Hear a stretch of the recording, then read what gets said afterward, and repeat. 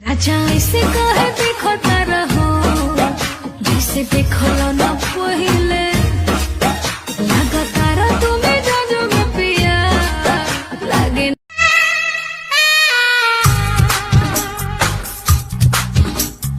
आँखों से तूने ये क्या कह दिया, दिल ये दीवाना धड़क। होठ से होठ सटाने दो रानी, पीने दो अपने मोहब्बत का पानी। बॉडी का ना गुस्सा भी गोड़ में ना दूंगी। हाय बेबी काहे हो कमरिया को टच करने ना दूंगी। कमरिया को टच करने ना दूंगी। कमरिया को टच करने ना दूंगी।